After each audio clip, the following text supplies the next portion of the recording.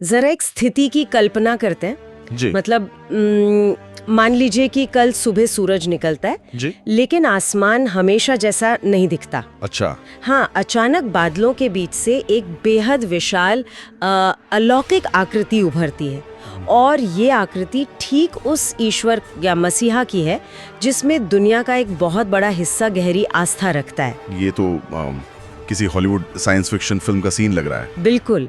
और बात यही खत्म नहीं होती। इससे पहले कि कोई कुछ समझ पाए, एक भारी गूंजती हुई आवाज सीधे दिमाग के अंदर सुनाई देने लगती है।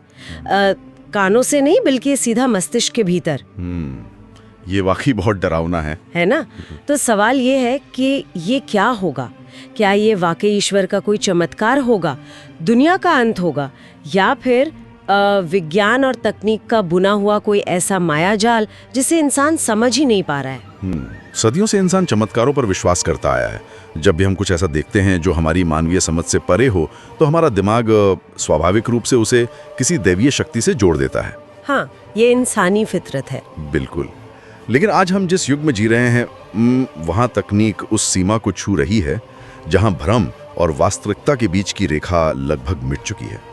सोचने वाली बात यह है कि क्या हमारे देखने और महसूस करने की प्रक्रिया को ही हैक किया जा सकता है? और यही सवाल हमें आज की इस गहन चर्चा, हमारे इस डीप डाइव के मुख्य विषय पर लाता है। आज हम प्रोजेक्ट ब्लू बीम नाम की एक बेहद चर्चित कॉन्स्पिरेसी थ्योरी पर बात कर रहे हैं, जो दशकों से इंटरनेट के सबसे अंधेरे कोनों में जिंदा है। सही कहा। आज हमारे पास जो स्रोत और दस्तावेज हैं, हम उनका इस्तेमाल करके इस थ्योरी की गहराई में जाएंगे। पर हाँ, आगे बढ़ने से पहले मैं ये स्पष्ट कर दूं कि हमारा मिशन यहाँ किसी पर आरोप लगाना या किसी भी पक्ष का समर्थन करना बिल्कुल नहीं है। हाँ, ये बहुत जरूरी बात है। हम बस निष्पक्ष रूप से ये समझने की कोशिश कर रहे हैं कि मूल स्रोत क्या कहते हैं।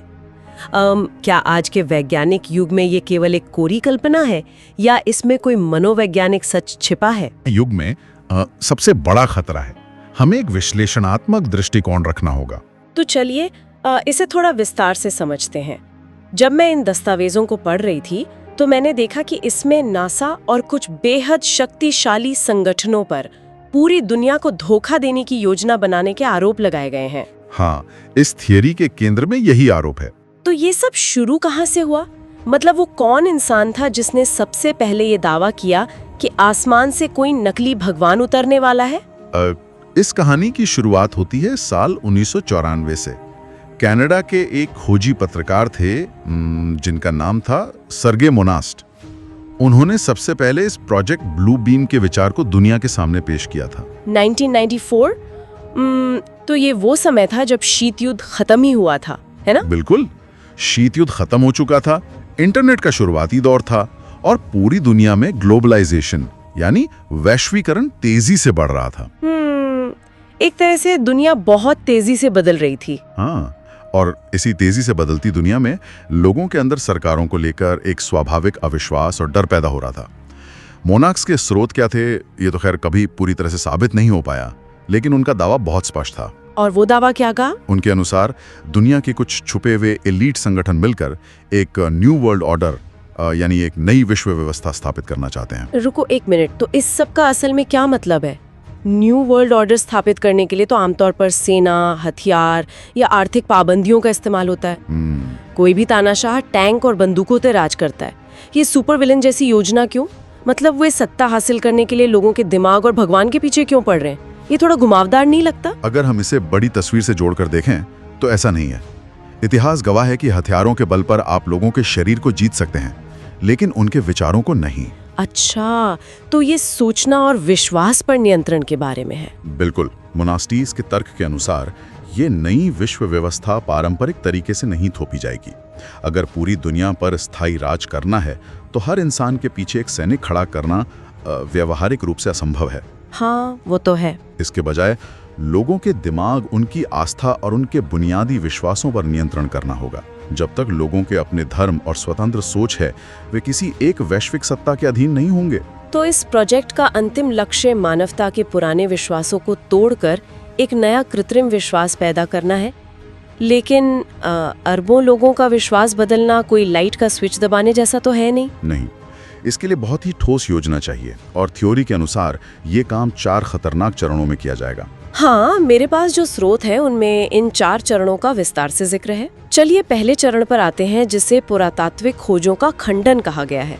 दस्तावेजों के मुताबिक इस चरण में दुनिया के अलग अलग हिस्सों में कृत्रिम भूकंप लाए जाएंगे। Artificial earthquakes. बिल्कुल।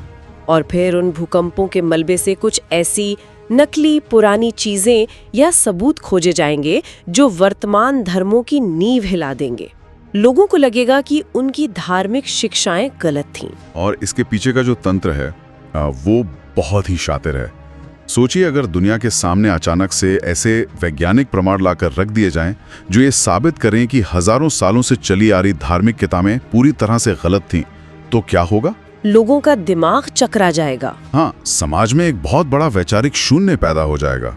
इसे मनोविज्ञान में कॉग्निटिव डिसोनेंस कहते हैं। कॉग्निटिव डिसोनेंस, इसे थोड़ा आसान भाषा में समझाएंगे। जब इंसान के सामने कोई ऐसा नया सच आता है जो उसके सबसे गहरे विश्वासों से बिल्कुल उल्टा हो, तो दिमाग में एक भयंकर मानसिक तनाव पैदा होता है। उस तनाव से बचने के लिए इंसान हताश हो जाता है। ये एक जादूगर की तरह है जो अपनी टोपी से कोई नकली चीज निकालकर उसे असली बताता है। लेकिन यहाँ ये काम ग्लोबल स्तर पर हो रहा है। बिल्कुल। जब लोगों का पुराना विश्वास टूट जाएगा, तब वे मानसिक रूप से सबसे कमजोर होंगे। वे किसी नई चीज पर विश्वास करने के लिए तड़प रहे होंगे जो उन्हें शांति दे। पर मुझे एक बात खटक रही है। कृत्रिम भूकंप, कोई संगठन मशीन से सटीक भूकंप लाएगा, वो भी सिर्फ एक नकली पत्थर गाड़ने के लिए? क्या सीस्मोलॉजिस्ट इस बात को नहीं पकड़ लेंगे कि भूकंप प्राकृतिक नहीं था? ये एक बहुत ही वाजिब सवाल है। वैज्ञानिक दृष्टिकोण से यही इस थ्योरी की सबसे बड़ी कमजोरियों में से एक है। सीस्मोग्राफ बहुत आसानी से प्राकृतिक भूकंप और कृत्रिम विस्फोट के बीच का अंतर पकड़ लेते हैं। तो फिर थ्योरी वाले इस बात को कैसे सही ठहराते हैं? थ्योरी का दावा है कि इन गुप्त संगठनों के पास निकोला टेस्ला के काम पर आधारित कुछ ऐसे गुप्त हथियार हैं जो प्राकृतिक आपदाओं की हूबहू नकल कर सकते हैं। खैर, तो जब लोग कॉग्निटिव डिसोनेंस के शिकार हो जाएंगे, तब आता है दूसरा चरण, जिसे द स्पेस शो कहा गया है। स्रोत बताते हैं कि लेजर किरणों और सैटेलाइट्स का उपयोग करके आसमान में विशाल का एक 3D होलोग्राफिक इमेज बनाई जाएंगी। हाँ, एकदम आसमान के कैनवस पर। हर इलाके के लोगों को उनके अपने धर्म के अनुसार भगवान दिखाई देंगे।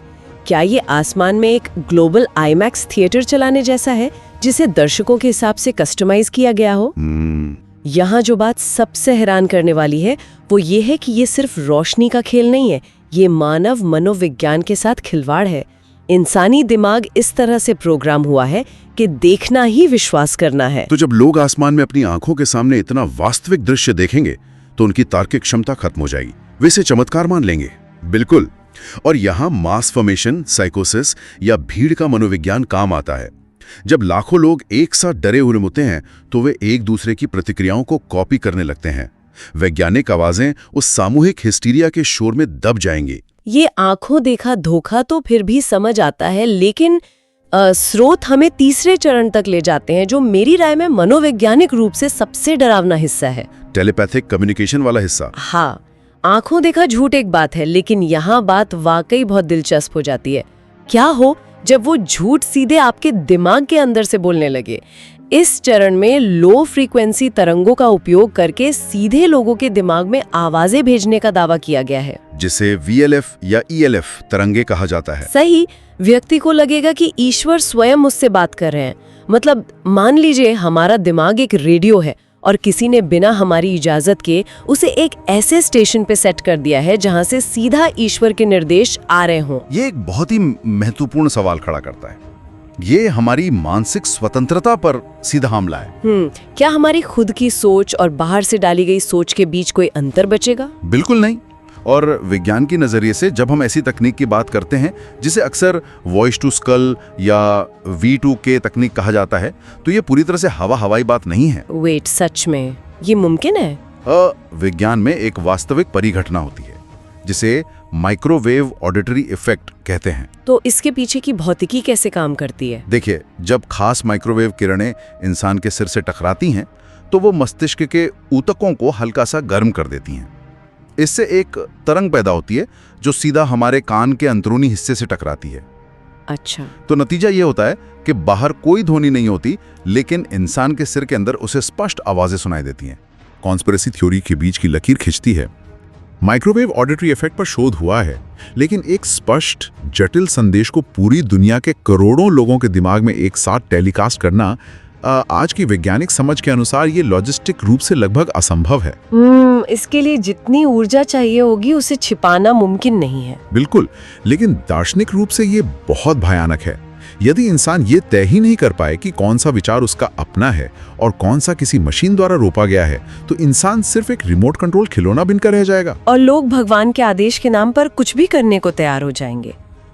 अब हम आते हैं चौथे चरण पर, जो इस साजिश का क्लाइमैक्स है। हाँ, पुराने विश्वास टूट गए, आसमान में होलोग्राम आ गए, दिमाग में आवाजें गूंजने लगी।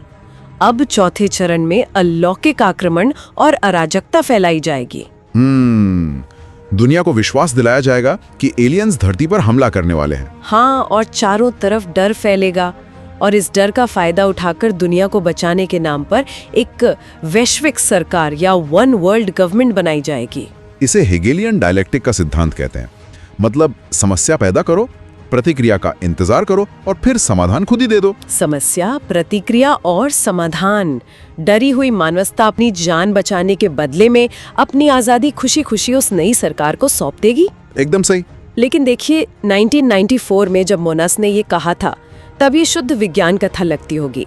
आज के समय में वैज्ञानिक और नासा इन दावों को पूरी तरह खारिज करते हैं। हाँ, आधिकारिक तौर पर यह केवल एक निराधार थ्योरी है। लेकिन थ्योरी का समर्थन करने वाले आज के ड्रोन शो, 3D प्रोजेक्शन और V2 के तकनीक का हवाला देते हैं। जब हम आसमान में हजारों ड्रोन्स का सटीक सिंक्रोनाइजेशन देखते हैं, तो क्या हमारी अपनी तकनीकी प्रगति इन थ्योरीज को और सच जैसा महसूस नहीं करा रही है? हमें यहाँ दोनों पक्षों को संतुलित करना होगा। ये समझना जरूरी है कि तकनीक का मौजूद होना और किसी वैश्विक साजिश का सच होना, ये दोनों अलग अलग बातें हैं। हाँ, वो तो है। विज्ञान ने निश्चित रूप से ऐसे उपकरण बना लिए हैं जिनसे भारी भ्रम पैदा किया जा सकता है। इससे आम इंसान के लिए समझना मुश्किल हो जाता है कि असली क्या है और नकली क्या। अनजाने में ही सही, लेकिन ये चीजें सोचने पर मजबूर कर देती हैं। इंटरनेट पर ऐसे बहुत से वीडियो हैं जहां आसमान में विशाल ड्रैगन उड़ता हुआ दिखता है। हाँ, और वो बहुत असली लगते हैं। तकनीक का इस गति से आगे बढ़ना लोगों के अंदर एक स्वाभाविक डर पैदा करता है। लेकिन ये नासा या किसी संगठन की ऐसी किसी दुर्भावनापूर्ण योजना का प्रमाण बिल्कुल नहीं है। सही कहा। तो अगर हम इस पूरी चर्चा का सार निकालें, तो 1994 की एक थ्योरी से लेके आज की होलोग्राम और V2 के तकनीक का ये सफर हमें बहुत कुछ सिखाता है। हम तकनीक के एक ऐसे युग में हैं जहां जो हम देख रहे हैं और जो सच है, उसके बीच का अंतर हर दिन मुश्किल होता जा रहा है। बिल्कुल। और जानकारी की इस अधिकता के समय में आलोचनात्मक सोच यानी क्रिटिकल थिंकिंग ही हमारा सबसे बड़ा बचाव है। बिना इसके कोई भी समाज आसानी से प्रोपागेंडा का शिकार हो सकता है। हाँ, और चर्चा को समाप्त करने से पहले मैं एक ऐसा सवाल छोड़ना चाहती हूँ जिस पर सच में गहराई से सोचने की जरूरत है। बिल्कुल। आज के डीप फेक और मिक्स्ड रियलिटी के दौर में अगर तकनीक हमारी आंखों और कानों को पूरी तरह से धोखा देने में सक्षम हो जाती है, तो भविष्य में इंसान यह कैसे तय करेगा कि असल वास्तविकता आखिर है क्या? ये बहुत बड़ा सवाल है। ना भी भरोसेमंद नहीं रह जाएगा। अगली बार जब आप आसमान की तरफ देखें तो शायद ये सवाल आपके दिमाग में जरूर आए। चलिए, आज के लिए बस इतना ही।